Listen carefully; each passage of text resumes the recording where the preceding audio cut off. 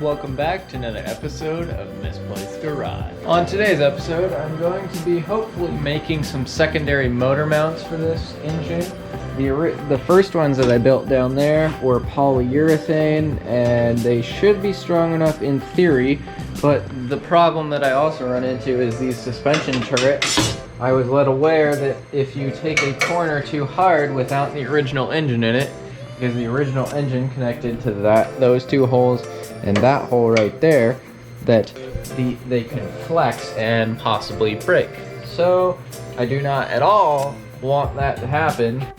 So these two tubes with flat ends on them were from the original radiator support. I know that this probably quite isn't strong enough to hold an engine, but I think I will be able to reuse these and make some secondary engine supports, and this should go a long way in keeping the suspension turrets where they are rather than letting them flex. So that is kind of the general idea of my extra reinforcement bracket. It is pretty dang sturdy. You can see I stacked a ton of washers there because this bolt goes too deep, so I gotta find one probably half an inch shorter than what that is, but I'm going to add another plate underneath this one just to give it some extra support.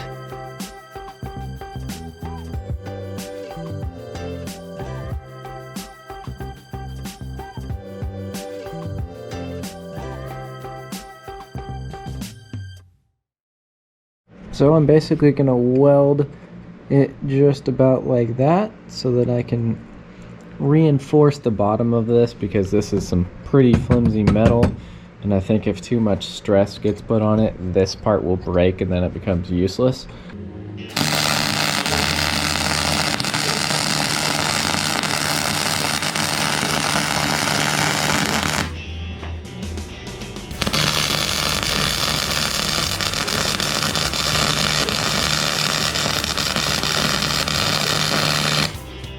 Alrighty, well I gave this piece of metal a slight curve. I used a large socket and then just banged it over it basically. But it fits right about perfectly, and I'm happy with that. Let's see if I can go weld this thing without just burning through this tube. I hope not, because that would be a waste of my time. But let's go give it a shot. So there we go. That is how I welded it up. I did it in small passes just because this tube is not that strong. It's strong this way, but the wall is pretty thin. So I'd say it turned out pretty good. The only thing that I gotta watch out for is when I get a new bolt for this, I have to get like a hex head that's a little bit smaller, because this flange head is a little bit too large here. I mean, there's a little wiggle room, but not too much. So if I get something that's got like a Allen key on it, it'll be able to screw in pretty easily. This down here is already problem solved, washer, bolt, good to go. So that is one side of the secondary engine mounts being done. For right now, I want to work on more wire management under the dash so that I can get everything exactly where I want it to go. I'm going to create a temporary dash out of some cheaper plywood.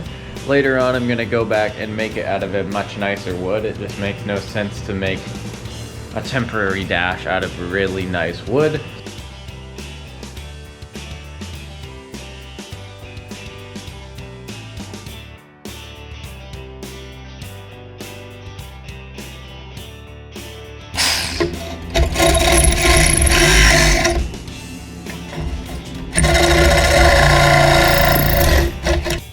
Something that looks a little like that. Doesn't look very good, but it will do.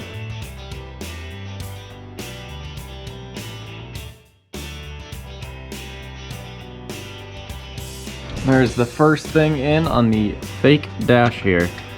Works all of the positions, no problems.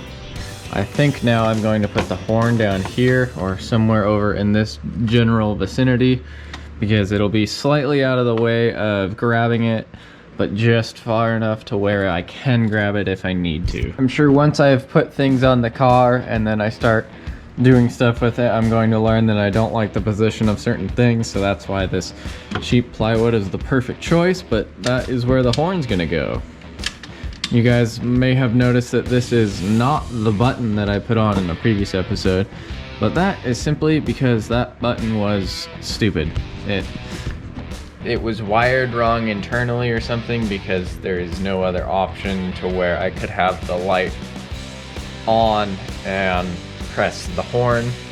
I don't really know why, but that is what it is. I don't mind the toggle switch, it's okay, as long as I can turn it off again, I am happy. So here's kind of that first temporary dash setup. Let me flick all the power on, get some power going. Now if I flip the horn switch, obviously I get the horn, turn on the turn signals, little green light turns on, turn it on the other way, other little green light turns on, all the blinkers work, pull out the headlight switch, and daytime running lights and brake lights and stuff turn on.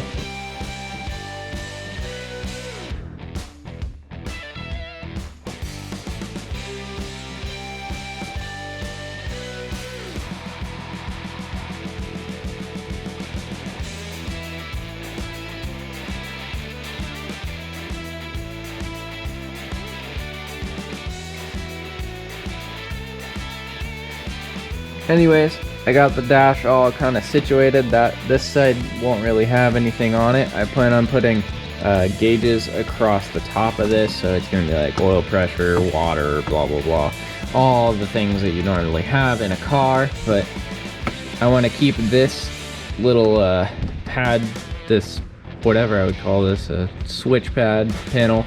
I want to keep this to like ignition sort of stuff, so like cooling fan, fuel pump, and whatever else the third switch might need to be. But nonetheless, flip that on, I get a start light. That's cool. Flip this up. This is the headlight dimmer switch.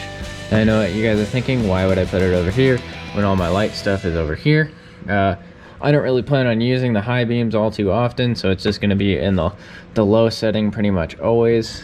I am not somebody who normally uses headlights or high beams, so anyways, if I do plan on doing something, I think I'll add some fog lights to the car just to make the appearance cooler and give me a little bit more light.